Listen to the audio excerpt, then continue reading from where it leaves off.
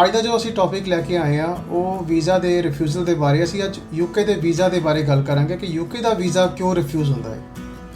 ਜਦੋਂ ਵੀ ਤੁਸੀਂ ਯੂਕੇ ਦਾ visa apply ਕਰੋ ਤੁਹਾਨੂੰ ਕਿੰਨਾ ਚੀਜ਼ਾਂ ਦੇ ਬਾਰੇ ਜ਼ਿਆਦਾ ਧਿਆਨ ਰੱਖਣਾ ਪਏਗਾ, ਉਹਨਾਂ ਚੀਜ਼ਾਂ ਉੱਤੇ ਡਿਸਕਸ ਕਰਾਂਗੇ। ਤੁਹਾਨੂੰ ਫਾਈਨੈਂਸ਼ੀਅਲਸ ਕਿੰਨੇ ਸ਼ੋ ਕਰਨੇ ਨੇ, ਤੁਸੀਂ ਬੈਂਕ ਸਟੇਟਮੈਂਟ ਦੇ ਬਾਰੇ ਕਿਸ ਚੀਜ਼ ਦਾ ਧਿਆਨ ਰੱਖਣਾ ਹੈ, ਤੁਸੀਂ ਯੂਕੇ ਪਹਿਲੇ ਟਰੈਵਲ ਕੀਤਾ ਹੈ, ਤੁਸੀਂ ਨਹੀਂ ਕੀਤਾ, ਦੁਬਾਰਾ ਯੂਕੇ ਵੀਜ਼ਾ ਅਪਲਾਈ ਕਰਨਾ ਹੈ।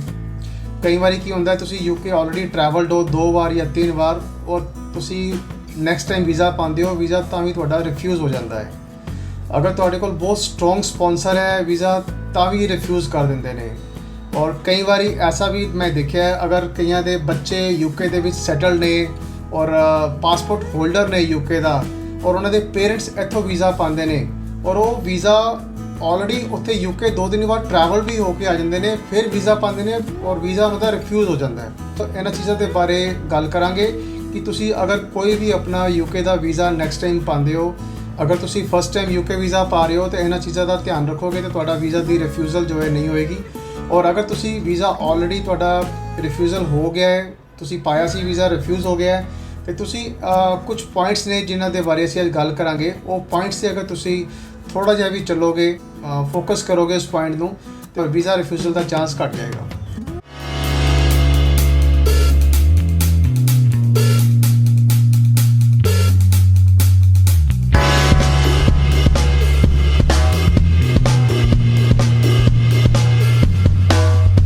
ਸਤਿ ਸ਼੍ਰੀ ਅਕਾਲ ਜੀ ਸਾਰਿਆਂ ਨੂੰ, ਮੈਂ Bhupinder Singh travel and visa ਦੇ ਇਸ ਚੈਨਲ ਤੇ ਤੁਹਾਡਾ ਸਵਾਗਤ ਕਰਦਾ ਹਾਂ। ਅਗਰ ਤੁਸੀਂ ਸਾਡੇ ਨਵੇਂ ਦਰਸ਼ਕ ਹੋ ਤੇ ਮੈਂ ਰਿਕੁਐਸਟ ਕਰਾਂਗਾ ਤੁਸੀਂ ਇਸ ਚੈਨਲ ਨੂੰ ਸਬਸਕ੍ਰਾਈਬ ਕਰ ਦਿਓ, ਜਿਹਦੇ ਨਾਲ ਸਾਡੀ ਅਗਲੀ ਆਉਣ ਵਾਲੀ ਵੀਡੀਓ ਦੀ ਨੋਟੀਫਿਕੇਸ਼ਨ ਤੁਹਾਨੂੰ ਇਮੀਡੀਏਟ ਮਿਲ ਜਾਏ। ਹੁਣ ਸਭ ਤੋਂ ਪਹਿਲੇ ਗੱਲ ਕਰਦੇ ਹਾਂ ਕਿ ਯੂਕੇ ਦਾ ਵੀਜ਼ੇ ਅਪਲਾਈ ਕਰਨ ਦੇ ਟਾਈਮ ਤੇ ਤੁਸੀਂ ਸਭ ਤੋਂ ਪਹਿਲੀ ਚੀਜ਼ ਜੋ ਧਿਆਨ ਰੱਖਣੀ ਹੈ ਉਹ ਹੈ ਤੁਹਾਡੀ ਬੈਂਕ ਸਟੇਟਮੈਂਟ। ਸੇਵਿੰਗ ਬੈਂਕ ਅਗਰ ਲਗਾ ਰਹੇ ਹੋ ਤੇ ਸੇਵਿੰਗ ਬੈਂਕ ਦੇ ਅੰਦਰ ਤੁਹਾਡੀ ਇਨਕਮ ਤੋਂ ਇਲਾਵਾ ਕੋਈ ਵੀ ਵੱਡਾ ਟ੍ਰਾਂਜੈਕਸ਼ਨ ਨਹੀਂ ਹੋਣੀ ਚਾਹੀਦੀ। ਵੱਡੀ ਟ੍ਰਾਂਜੈਕਸ਼ਨ ਦਾ ਮਤਲਬ ਹੈ ਕਿ ਅਗਰ ਤੁਸੀਂ ਕੋਈ ਵੀ ਤੁਹਾਡੀ ਸਪੋਜ਼ ਕਰੋ ਤੁਸੀਂ ਸੈਲਰੀਡ ਹੋ ਜਾਂ ਤੁਸੀਂ ਆਪਣਾ ਕੋਈ ਬਿਜ਼ਨਸ ਸ਼ੋ ਕੀਤਾ ਹੈ, ਅਗਰ ਤੁਸੀਂ ਉਹਦੇ ਵਿੱਚ ਮੰਥਲੀ ਕੋਈ ਇਨਕਮ ਪਵਾਉਂਦੇ ਹੋ, ਅਗਰ ਤੁਸੀਂ ਸੈਲਰੀਡ ਹੋ ਤਾਂ ਤੁਸੀਂ ਉਹਦੇ 'ਚ ਕੁਝ ਵੀ ਬੈਲੈਂਸ ਪਵਾਉਂਦੇ ਹੋ 20,000 30,000 40,000 ਜੋ ਵੀ ਅਮਾਊਂਟ ਤੁਸੀਂ ਮੰਥਲੀ ਉਹਦੇ 'ਚ ਪਵਾਉਂਦੇ ਹੋ, ਔਰ ਉਸ ਅਮਾਊਂਟ ਤੋਂ ਇਲਾਵਾ ਤੁਹਾਡੀ ਕੋਈ ਵੀ ਵੱਡੀ ਟ੍ਰਾਂਜੈਕਸ਼ਨ ਸਪੋਜ਼ ਕਰੋ ਮਤਲਬ 2 ਲੱਖ 4 ਲੱਖ 5 ਲੱਖ ਵਨ ਟਾਈਮ ਦੇ ਅੰਦਰ ਕੋਈ ਵੀ ਟ੍ਰਾਂਜੈਕਸ਼ਨ ਨਹੀਂ ਹੋਣੀ ਚਾਹੀਦੀ। ਅਗਰ ਤੁਸੀਂ ਇਸ ਤਰ੍ਹਾਂ ਦੀ ਕੋਈ ਟ੍ਰਾਂਜੈਕਸ਼ਨ ਕੀਤੀ ਹੈ ਤੇ ਤੁਹਾਨੂੰ ਉਹਦੇ ਬਾਰੇ ਸਪੈਸੀਫਿਕਲੀ ਉਹਨਾਂ ਨੂੰ ਦੱਸਣਾ ਪਏਗਾ ਇੱਕ ਕਿ ਮੇਰਾ ਇਹ ਜੋ ਅਮਾਊਂਟ ਹੈ ਉਸ ਅਮਾਊਂਟ ਕਿਸ ਰੀਜ਼ਨ ਕਰਕੇ ਆਇਆ ਹੈ, ਔਰ ਉਸ ਅਮਾਊਂਟ ਦਾ ਕੋਈ ਨਾ ਕੋਈ ਤੁਹਾਨੂੰ ਡਾਕੂਮੈਂਟ ਸ਼ੋ ਜ਼ਰੂਰ ਕਰਨਾ ਪਏਗਾ। ਅਗਰ ਤੁਸੀਂ ਉਹ ਅਮਾਊਂਟ ਕੋਈ ਆਪਣੀ ਪ੍ਰੋਪਰਟੀ ਸੇਲ ਕਰਕੇ ਲਗਾਇਆ ਹੈ ਜਾਂ ਤੁਹਾਨੂੰ ਕਿਸੇ ਨੇ ਗਿਫਟ ਕੀਤਾ ਹੈ ਅਮਾਊਂਟ, ਔਰ ਜਾਂ ਵੀ ਤੁਸੀਂ ਕੋਈ ਜੁਐਲਰੀ ਸੇਲ ਕੀਤੀ ਹੈ ਜਾਂ ਕੋਈ ਹੋਰ ਆਪਣੀ ਕਾਰ ਸੇਲ ਕੀਤੀ ਹੈ ਜਾਂ ਤੁਸੀਂ ਹੋਰ ਕੁਝ ਵੀ ਚੀਜ਼ ਸੇਲ ਕਰਕੇ ਜਾਂ ਕਿਸੇ ਕੋਲੋਂ ਬੋਰੋ ਕੀਤੇ ਨੇ, ਉਹ ਅਮਾਊਂਟ ਤੁਹਾਨੂੰ ਜੋ ਹੈ ਉਹਦੀ ਬਾਈ ਤੁਹਾਨੂੰ ਸਪੈਸੀਫਿਕੇਸ਼ਨ ਦੇਣੀ ਪਏਗੀ। ਦੂਸਰਾ ਇੱਕ ਕਾਰਨ ਜਿਸ ਕਰਕੇ ਵੀਜ਼ਾ ਰਿਫਿਊਜ਼ ਹੁੰਦਾ ਹੈ ਉਹ ਹੈ ਫਾਈਨੈਂਸ। ਹੁਣ ਫਾਈਨੈਂਸ਼ੀਅਲਸ ਦੇ ਅੰਦਰ ਕੀ ਹੁੰਦਾ ਹੈ ਕਿ ਤੁਸੀਂ ਆਪਣੀ ਜੋ ਇਨਕਮ ਟੈਕਸ ਰਿਟਰਨ ਫਾਈਲ ਕਰਦੇ ਹੋ, ਉਹ ਇਨਕਮ ਟੈਕਸ ਰਿਟਰਨ ਤੁਹਾਡੀ ਜੋ ਹੈ ਸਾਲਾਨਾ ਇਨਕਮ ਦੇ ਬੇਸ 'ਤੇ ਹੁੰਦੀ ਹੈ ਕਿ ਤੁਸੀਂ ਸਾਲਾਨਾ ਕਿੰਨੀ ਇਨਕਮ ਤੁਸੀਂ ਕਰਦੇ ਹੋ। ਅਗਰ ਤੁਸੀਂ 4 ਲੱਖ ਦੀ ਇਨਕਮ ਸ਼ੋ ਕਰ ਰਹੇ ਹੋ ਸਾਲ ਦੇ ਅੰਦਰ, ਤੁਸੀਂ 4 ਲੱਖ ਰੁਪਏ ਦੀ ITR ਫਾਈਲ ਕਰ ਰਹੇ ਹੋ, ਉਹ 4 ਲੱਖ ਰੁਪਈਆ ਤੁਹਾਡਾ ਜਿਹੜਾ ਹੈ ਸੇਵਿੰਗ ਬੈਂਕ ਦੇ ਅੰਦਰ ਜਾਂ ਜਿਸ ਤਰ੍ਹਾਂ ਤੁਸੀਂ ਅਮਾਊਂਟ ਜਿਸ ਤਰ੍ਹਾਂ ਵੀ ਬੈਂਕ ਦੇ ਵਿੱਚ ਦਿਖਾਇਆ ਹੈ ਉਹ ਅਮਾਊਂਟ ਦੇ ਨਾਲ ਮੈਚ ਕਰਨਾ ਚਾਹੀਦਾ ਹੈ। ਹੁਣ ਇਹ ਜੋ ਅਮਾਊਂਟ ਹੈ ਇਸ ਅਮਾਊਂਟ ਦੇ ਵਿੱਚ ਤੁਸੀਂ ਜੋ ਹੈ ਕੋਈ ਵੀ ਜੋ ਹੈ ਐਕਸਟਰਾ ਅਮਾਊਂਟ ਸ਼ੋ ਨਹੀਂ ਕਰਨਾ। ਇਹ ਟੋਟਲੀ ਜੋ ਹੈ ਨਾ ਤੁਹਾਡੀ ਯੂਕੇ ਦੀ ਜੋ ਗਾਈਡਲਾਈਨਸ ਨੇ, ਜੋ ਵੀਜ਼ਾ ਗਾਈਡਲਾਈਨਸ ਨੇ, ਉਹਨਾਂ ਨੂੰ ਇਹ ਸਪੈਸੀਫਿਕਲੀ ਦੱਸਣਾ ਪਏਗਾ ਕਿ ਤੁਸੀਂ ਜੋ ਹੈ ਮੰਥਲੀ ਜੋ ਤੁਹਾਡੀ ਇਨਕਮ ਹੈ ਉਹਦੇ ਨਾਲ ਅਕੋਰਡਿੰਗਲੀ ਹੀ ਤੁਸੀਂ ਆਪਣੀ ਜੋ ਹੈ ITR ਫਾਈਲ ਕੀਤੀ ਹੈ। ਇੱਕ ਹੋਰ ਜੋ ਮੇਜਰ ਕਾਰਨ ਹੈ ਉਹ ਹੁੰਦਾ ਹੈ ਕਿ ਜਿਸ ਤਰ੍ਹਾਂ ਕੋਈ ਵੀ ਕੰਪਨੀ ਦੇ ਤੁਸੀਂ ਆਪਣੇ ਅਗਰ ਡਾਕੂਮੈਂਟਸ ਲਗਾਉਂਦੇ ਹੋ, ਸਪੋਜ਼ ਕਰੋ ਤੁਸੀਂ ਕਿਸੇ ਪਾਰਟਨਰਸ਼ਿਪ ਫਰਮ ਦੇ ਵਿੱਚ ਅਗਰ ਕੰਮ ਕਰ ਰਹੇ ਹੋ ਔਰ ਤੁਹਾਡੇ ਨਾਲ 2-3 ਪਾਰਟਨਰ ਹੋਰ ਵੀ ਕੰਮ ਕਰ ਰਹੇ ਨੇ, ਤੇ ਤੁਸੀਂ ਉਹਦੀ ਪਾਰਟਨਰਸ਼ਿਪ ਜੋ ਫਰਮ ਦੇ ਅਕੋਰਡਿੰਗਲੀ ਜੋ ਤੁਸੀਂ ਬੈਲੈਂਸ ਦਿਖਾਇਆ, ਤੁਸੀਂ ਆਪਣੀ ਪਰਸਨਲੀ ਮੰਥਲੀ ਤੁਸੀਂ ਇਨਕਮ ਦਿਖਾਉਂਦੇ ਹੋ ਕਿ ਮੈਂ ਮੰਥਲੀ ਇੰਨਾ ਅਰਨ ਕਰ ਰਿਹਾ ਇਸ ਕੰਪਨੀ ਦੇ ਥਰੂ। ਹੁਣ ਉਹ ਕੰਪਨੀ ਦਾ ਜੋ ਟੋਟਲ ਬੈਲੈਂਸ ਸ਼ੀਟ ਤੁਸੀਂ ਲਗਾਉਂਦੇ ਹੋ, ਪ੍ਰੋਫਿਟ ਐਂਡ ਲਾਸ ਅਕਾਊਂਟ, ਜਦੋਂ ਸਾਲ ਦੀ ਪ੍ਰੋਫਿਟ ਐਂਡ ਲਾਸ ਅਕਾਊਂਟ ਅਗਰ ਤੁਸੀਂ ਸ਼ੋ ਕਰ ਰਹੇ ਹੋ, ਉਹਦੇ ਅੰਦਰ ਅਗਰ ਤੁਹਾਡੀ ਇਨਕਮ ਤੁਹਾਡੀ ਮੰਥਲੀ ਇਨਕਮ ਦੇ ਨਾਲ ਮੈਚ ਨਹੀਂ ਕਰਦੀ ਤੇ ਇਸ ਰੀਜ਼ਨ ਕਰਕੇ ਵੀ ਤੁਹਾਡਾ ਜੋ ਹੈ ਵੀਜ਼ਾ ਰਿਫਿਊਜ਼ ਹੋ ਜਾਏਗਾ। ਅਗਰ ਤੁਸੀਂ ਸਾਲਾਨਾ ਇਨਕਮ ਕੋਈ ਦਿਖਾਉਂਦੇ ਹੋ ਕਿ ਅਸੀਂ ਇਸ ਕੰਪਨੀ ਥਰੂ ਸਾਲ ਦੇ ਅਸੀਂ 5 ਲੱਖ ਜਾਂ 10 ਲੱਖ ਦਾ ਕੰਮ ਕੀਤਾ ਹੈ, ਔਰ ਉਹ 10 ਲੱਖ ਤੁਹਾਡੇ ਅਗਰ 3 ਬੰਦਿਆਂ ਦੇ ਵਿੱਚ ਜਾਂ 4 ਬੰਦਿਆਂ ਵਿੱਚ ਡਿਵਾਈਡ ਹੁੰਦਾ ਹੈ, ਸਪੋਜ਼ ਕਰੋ ਤੁਹਾਨੂੰ ਅਗਰ 4 'ਚ ਡਿਵਾਈਡ ਹੋਇਆ ਤੇ 2.5 ਲੱਖ ਰੁਪਇਆ ਤੁਹਾਨੂੰ ਇਨਕਮ ਸਾਲਾਨਾ ਆਈ ਉਹਦੇ ਅੰਦਰ, ਔਰ ਤੁਸੀਂ ਉਹ ਸਾਲਾਨਾ ਇਨਕਮ 2.5 ਲੱਖ ਦੇ ਹਿਸਾਬ ਨਾਲ ਤੁਸੀਂ ਆਪਣੀ ITR ਫਾਈਲ ਕੀਤੀ ਹੈ, ਠੀਕ ਹੈ। ਔਰ ਤੁਸੀਂ ITR ਜੋ ਹੈ ਉਹ ਜੋ ਤੁਸੀਂ ਆਪਣਾ ਐਕਸਪੈਂਸਿਸ ਦਿਖਾ ਰਹੇ ਹੋ, ਜੋ UK ਦਾ ਤੁਸੀਂ ਟ੍ਰਿਪ ਦਿਖਾ ਰਹੇ ਹੋ, ਤੁਸੀਂ ਦਿਖਾ ਰਹੇ ਹੋ ਕਿ ਮੇਰਾ UK ਜੋ ਟ੍ਰਿਪ ਜਾਣ ਦਾ ਖਰਚਾ ਹੈ, ਟ੍ਰਿਪ ਦਾ ਖਰਚਾ ਉਹ ਮੇਰਾ 4 ਲੱਖ ਰੁਪਇਆ ਹੈ ਜਾਂ ਮੇਰਾ 3 ਲੱਖ ਰੁਪਇਆ ਹੈ ਅਗਰ ਮੈਂ ਫੈਮਿਲੀ ਦੇ ਨਾਲ ਜਾ ਰਿਹਾ ਤੇ ਉਹ ਤੁਹਾਡੀ ਇਨਕਮ ਤੋਂ ਜ਼ਿਆਦਾ ਹੋ ਗਿਆ। ਅਗਰ ਤੁਸੀਂ 2.5 ਲੱਖ ਰੁਪਇਆ ਵੀ ਦਿਖਾਓਗੇ ਨਾ, ਉਹ ਤਾਂ ਵੀ ਤੁਹਾਡਾ ਵੀਜ਼ਾ ਰਿਫਿਊਜ਼ ਕਰ ਦੇਣਗੇ, ਕਿਉਂਕਿ ਤੁਸੀਂ ਸਾਲ ਦੀ ਇਨਕਮ 2.5 ਲੱਖ ਰੁਪਏ ਟੋਟਲੀ ਕਮਾ ਰਹੇ ਹੋ, ਉਹ ਤੁਸੀਂ ਪੂਰਾ ਸਾਲ ਦੀ ਜੋ ਇਨਕਮ ਹੈ ਵਨ ਟ੍ਰਿਪ ਦੇ ਅੰਦਰ ਕਿਸ ਤਰ੍ਹਾਂ ਲਗਾ ਸਕਦੇ ਹੋ। ਤੇ ਇਹ ਜੋ ਮੇਜਰ ਕਾਰਨ ਹੈ ਜਿਹਦੇ ਕਰਕੇ ਵੀਜ਼ਾ ਰਿਫਿਊਜ਼ ਹੋ ਜਾਂਦਾ ਹੈ। ਇੱਕ ਹੋਰ ਜੋ ਮੇਜਰ ਕਾਰਨ ਹੈ ਜਿਹਦੇ ਕਰਕੇ ਵੀਜ਼ਾ ਰਿਫਿਊਜ਼ਲਸ ਆਉਂਦੇ ਨੇ ਉਹ ਹੈ ਮੈਡੀਕਲ ਰੀਜ਼ਨ। ਹੁਣ ਸਾਡੇ ਇੱਕ ਕਲਾਇੰਟ ਦੇ ਨਾਲ ਕਿਸ ਤਰ੍ਹਾਂ ਹੋਇਆ, ਉਹਨਾਂ ਨੇ ਆਲਰੇਡੀ UK ਟਰੈਵਲ ਸੀਗੇ, ਲਾਸਟ ਟਾਈਮ ਵੀਜ਼ਾ 2 ਵਾਰੀ ਟਰੈਵਲ ਕਰਕੇ UK ਆਏ। ਜਦੋਂ ਲਾਸਟ ਟ੍ਰਿਪ ਤੇ ਆਏ ਤੇ ਲਾਸਟ ਟ੍ਰਿਪ ਤੇ ਉਹਨਾਂ ਦਾ ਉੱਥੇ ਕੋਈ ਐਕਸੀਡੈਂਟ ਹੋ ਗਿਆ ਔਰ ਉਹਨਾਂ ਨੂੰ ਚੋਟ ਲੱਗੀ, ਉਹਨਾਂ ਨੂੰ ਹਸਪੀਟਲਾਈਜ਼ ਕਰਨਾ ਪੈ ਗਿਆ ਆਪਣੇ ਆਪ ਨੂੰ,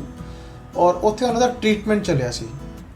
ਟ੍ਰੀਟਮੈਂਟ ਚੱਲਿਆ ਔਰ ਉਹਨਾਂ ਨੇ ਮੈਡੀਕਲ ਜੋ ਵੀ ਮੈਡੀਕਲੇਮ ਲਿੱਤਾ ਸੀ, ਮੈਡੀਕਲ ਦੇ ਬੇਸ ਦੇ ਉੱਤੇ ਉਹਨਾਂ ਨੇ ਆਪਣਾ ਟ੍ਰੀਟਮੈਂਟ ਦਾ ਇਲਾਜ ਕਰਵਾਇਆ ਔਰ ਉਸ ਤੋਂ ਬਾਅਦ ਉਹ ਉੱਥੋਂ ਦੀ ਯੂਰਪ ਚਲੇ ਗਏ। ਹੁਣ ਹੋਇਆ ਕਿ ਜਦੋਂ ਉਹਨਾਂ ਨੇ ਇੱਥੇ ਆ ਕੇ ਦੁਬਾਰਾ ਵੀਜ਼ਾ ਅਪਲਾਈ ਕਰਨ ਦੇ ਲਈ ਸਾਰੀ ਫਾਈਲ ਰੈਡੀ ਕੀਤੀ, ਉਹਨਾਂ ਨੇ ਆਪਣੀ ਇਹ ਚੀਜ਼ ਮੈਡੀਕਲ ਰੀਜ਼ਨ ਜੋ ਸੀ ਉਹਨਾਂ ਦਾ, ਜੋ ਮੈਡੀਕਲ ਟ੍ਰੀਟਮੈਂਟ ਕਰਾਇਆ ਸੀ, ਇਹ ਉਹਨਾਂ ਨੇ ਆਪਣੀ ਟਰੈਵਲ ਏਜੰਟ ਨੂੰ ਨਹੀਂ ਦੱਸਿਆ, ਜਿਹਦੇ ਕਰਕੇ ਉਹ ਉਹਨਾਂ ਦੀ ਫਾਈਲ ਜਿਹੜੀ ਸੀ ਉਹਨਾਂ ਦੀ ਰਿਜੈਕਟ ਹੋ ਗਈ। ਹੁਣ ਜਦੋਂ ਉਹਨਾਂ ਦੀ ਫਾਈਲ ਰਿਜੈਕਸ਼ਨ 'ਚ ਆ ਗਈ ਤੇ ਉਹਨਾਂ ਨੇ ਉਹ ਰਿਜੈਕਸ਼ਨ ਦਾ ਲੈਟਰ ਔਰ ਆਪਣੀ ਪੂਰੀ ਫਾਈਲ ਡਿਸਕਸ ਕਰਨ ਲਈ ਉਹਨਾਂ ਨੇ ਸਾਨੂੰ ਅਪਰੋਚ ਕੀਤਾ ਔਰ ਅਸੀਂ ਉਹਦੇ 'ਚ ਸਾਰਾ ਕੁਝ ਪ੍ਰੋਪਰਲੀ ਚੈੱਕ ਕੀਤਾ ਕਿ UK ਨੇ ਕਿਸ ਬੇਸ 'ਤੇ ਇਹਨਾਂ ਦਾ ਵੀਜ਼ਾ ਰਿਫਿਊਜ਼ ਕੀਤਾ ਹੈ, ਜਦਕਿ ਇਹ ਆਲਰੇਡੀ 2 ਵਾਰੀ UK ਟਰੈਵਲ ਵੀ ਸੀਗੇ ਔਰ ਇਹਨਾਂ ਦਾ ਬੈਂਕ ਬੈਲੈਂਸ ਵੀ ਠੀਕ ਸੀ ਔਰ ਫਾਈਨੈਂਸ਼ੀਅਲਸ ਬਾਕੀ ਸਾਰੇ ਓਕੇ ਸੀ। ਤੇ ਫਿਰ ਇਹਨਾਂ ਦਾ ਵੀਜ਼ਾ ਰਿਫਿਊਜ਼ ਕਿਸ ਰੀਜ਼ਨ ਕਰਕੇ ਹੋਇਆ, ਤੇ ਉਹਦੇ 'ਚ ਕਲੀਅਰਲੀ ਮੈਂਸ਼ਨ ਸੀਗਾ ਉਹਨਾਂ ਦਾ ਰੀਜ਼ਨ ਕਿ ਤੁਸੀਂ ਜੋ ਹੈ ਆਪਣਾ ਮੈਡੀਕਲ ਟ੍ਰੀਟਮੈਂਟ ਕਰਾਇਆ UK ਦੇ ਵਿੱਚ ਲਾਸਟ ਟ੍ਰਿਪ ਦੇ ਅੰਦਰ ਔਰ ਤੁਸੀਂ ਉਹਦੇ ਬਾਰੇ ਡਿਟੇਲ ਸ਼ੋ ਨਹੀਂ ਕੀਤੀ ਔਰ ਤੁਹਾਡਾ ਉੱਥੇ ਕੁਝ ਆਊਟਸਟੈਂਡਿੰਗ ਅਮਾਊਂਟ ਖੜਾ ਹੋਇਆ। ਹੁਣ ਆਊਟਸਟੈਂਡਿੰਗ ਅਮਾਊਂਟ ਉੱਥੇ ਉਹਨਾਂ ਦਾ ਜੋ ਸੀ ਆਲਰੇਡੀ ਸੈਟਲਡ ਹੋ ਚੁੱਕਿਆ ਸੀ, ਉਹਨਾਂ ਦੇ ਬੇਟੇ ਨੇ ਉੱਥੇ ਇੰਸ਼ੋਰੈਂਸ ਦੇ ਵਿੱਚ ਕਲੇਮ ਕਰਾ ਕੇ ਆਲਰੇਡੀ ਸਭ ਕੁਝ ਕਰਵਾ ਦਿੱਤਾ ਸੀ, ਬਟ ਉਹ ਚੀਜ਼ ਅਪਡੇਟ ਨਹੀਂ ਹੋਈ ਸੀ।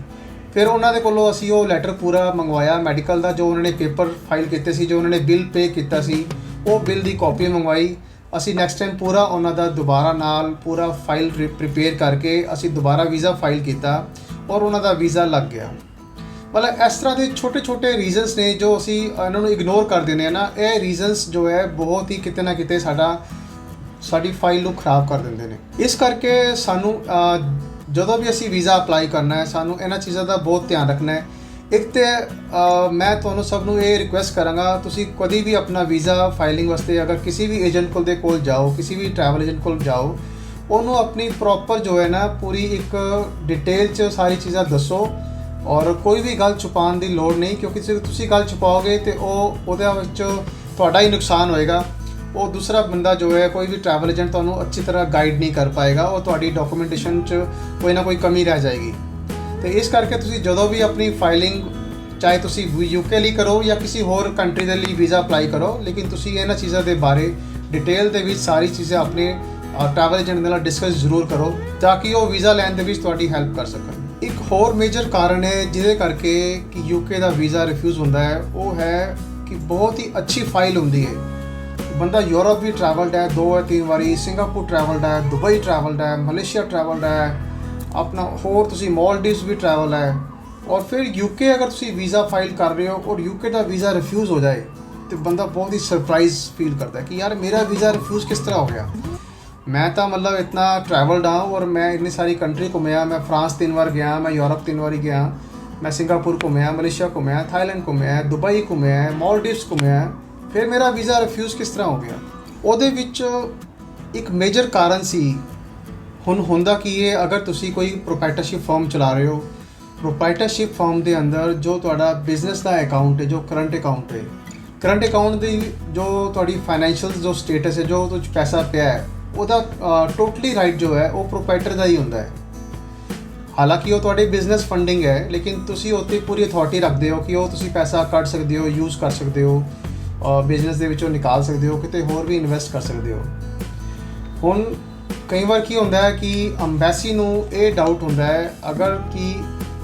ਕਈ ਵਾਰ ਤੇ ਲੋਕ ਕੀ ਕਰਦੇ ਨੇ, ਸਿਰਫ ਬਿਜ਼ਨਸ ਅਕਾਊਂਟ ਲਗਾ ਦਿੰਦੇ ਨੇ ਔਰ ਆਪਣਾ ਸੇਵਿੰਗ ਬੈਂਕ ਅਕਾਊਂਟ ਨਹੀਂ ਲਗਾਉਂਦੇ,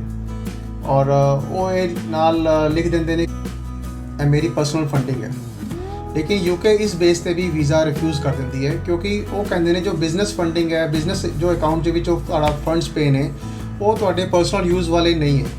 ਤੁਸੀਂ ਆਪਣੀ ਪਰਸਨਲ ਬੈਂਕ ਸਟੇਟਮੈਂਟ ਦਿਖਾਓ, ਪਰਸਨਲ ਸੇਵਿੰਗਸ ਦਿਖਾਓ ਕਿ ਤੁਸੀਂ ਯੂਕੇ ਜਾਣਾ ਚਾਹੁੰਦੇ ਹੋ, ਤੁਹਾਡੇ ਕੋਲ ਕਿੰਨੀ ਕੁ ਸੇਵਿੰਗ ਅਲੱਗ ਪਈ ਹੋਈ ਹੈ। ਇਸ ਰੀਜ਼ਨ ਕਰਕੇ ਵੀ ਉਹ ਤੁਹਾਡਾ ਵੀਜ਼ਾ ਰਿਜੈਕਟ ਕਰ ਦਿੰਦੇ ਨੇ। ਔਰ ਕਈ ਵਾਰੀ ਕੀ ਹੁੰਦਾ ਹੈ ਕਿ ਅਗਰ ਤੁਸੀਂ ਬਿਜ਼ਨਸ ਫੰਡਿੰਗ ਵੀ ਲਗਾ ਰਹੇ ਹੋ, ਕਰੰਟ ਅਕਾਊਂਟ ਲਗਾ ਰਹੇ ਹੋ, ਨਾਲ ਹੀ ਤੁਸੀਂ ਆਪਣਾ ਸੇਵਿੰਗ ਅਕਾਊਂਟ ਵੀ ਲਗਾ ਰਹੇ ਹੋ, ਲੇਕਿਨ ਸੇਵਿੰਗ ਅਕਾਊਂਟ ਦੇ ਵਿੱਚ ਤੁਸੀਂ ਕੀ ਕਰਦੇ ਹੋ, ਤੁਸੀਂ ਕੁਝ ਜਿਹੜੇ ਫੰਡਸ ਆਪਣੇ ਕਰੰਟ ਅਕਾਊਂਟ ਦੇ ਵਿੱਚੋਂ ਸੇਵਿੰਗ ਦੇ ਵਿੱਚ ਟ੍ਰਾਂਸਫਰ ਕਰ ਦਿੰਦੇ ਹੋ ਔਰ ਉਹਨੂੰ ਫਿਰ ਦੁਬਾਰਾ ਤੁਸੀਂ ਕਰੰਟ ਅਕਾਊਂਟ 'ਚ ਪਾ ਦਿੰਦੇ ਹੋ। ਤੁਸੀਂ ਇਸ ਤਰ੍ਹਾਂ ਐਂਟਰੀਆਂ ਪਲੱਸ ਐਂਡ ਮਾਈਨਸ ਕਰਦੇ ਹੋ, ਲੇਕਿਨ ਉਹ ਜੋ ਹੈ ਇੱਕ ਐਂਟਰੀ ਨੂੰ ਪ੍ਰੋਪਰ ਵਾਚ ਕਰਦੇ ਨੇ, ਉਹਨੂੰ ਚੈੱਕ ਕਰਦੇ ਨੇ ਥੋਰਲੀ, ਔਰ ਉਹ ਦੇਖਦੇ ਨੇ ਕਿ ਤੁਸੀਂ ਆਪਣਾ ਬਿਜ਼ਨਸ ਫੰਡਿੰਗ ਤੁਸੀਂ ਸੇਵਿੰਗ 'ਚ ਪਾ ਰਹੇ ਹੋ, ਦੁਬਾਰਾ ਤੁਸੀਂ ਸੇਵਿੰਗ ਤੋਂ ਫਿਰ ਬਿਜ਼ਨਸ 'ਚ ਪਾ ਰਹੇ ਹੋ। ਇਸ ਤਰ੍ਹਾਂ ਤੁਸੀਂ ਕਦੀ ਵੀ ਨਹੀਂ ਕਰਨਾ। ਇਸ ਤਰ੍ਹਾਂ ਕਰਨ ਦੇ ਨਾਲ ਤੁਹਾਡੀ ਫਾਈਲ ਰਿਜੈਕਟ ਹੋਏਗੀ ਹੀ ਹੋਏਗੀ। ਸੋ ਇਹ ਸੀ ਇੱਕ ਸਮਾਲ ਤੇ ਕੁਇਕ ਅਪਡੇਟ ਯੂਕੇ ਦੇ ਵੀਜ਼ਾ ਰਿਫਿਊਜ਼ਲ ਦੇ ਬਾਰੇ। ਤੁਹਾਨੂੰ ਇਹ ਵੀਡੀਓ ਕਿਸ ਤਰ੍ਹਾਂ ਦਾ ਲੱਗਿਆ ਸਾਨੂੰ ਲਾਈਕ ਸ਼ੇਅਰ ਕਮੈਂਟ ਕਰਕੇ ਦੱਸੋ। ਯੂਕੇ ਵੀਜ਼ਾ ਤੋਂ ਰਿਲੇਟਡ ਜਾਂ ਕਿਸੇ ਹੋਰ ਵੀਜ਼ਾ ਤੋਂ ਰਿਲੇਟਡ ਤੁਹਾਨੂੰ ਕੋਈ ਵੀ ਇਨਫੋਰਮੇਸ਼ਨ ਚਾਹੀਦੀ ਹੋਵੇ ਤਾਂ ਸਾਨੂੰ ਈਮੇਲ ਕਰ ਸਕਦੇ ਹੋ, ਕਾਲ ਵੀ ਕਰ ਸਕਦੇ ਹੋ, WhatsApp ਵੀ ਕਰ ਸਕਦੇ ਹੋ। ਅਸੀਂ ਤੁਹਾਡੀ ਕੁਐਰੀ ਨੂੰ ਰਿਜ਼ੋਲਵ ਕਰਨ ਦੀ ਕੋਸ਼ਿਸ਼ ਕਰਾਂਗੇ। ਇਸ ਵੀਡੀਓ ਨੂੰ ਐਂਡ ਤੱਕ ਦੇਖਣ ਲਈ ਤੁਹਾਡਾ ਬਹੁਤ ਬਹੁਤ ਧੰਨਵਾਦ। ਸਤਿ ਸ਼੍ਰੀ ਅਕਾਲ।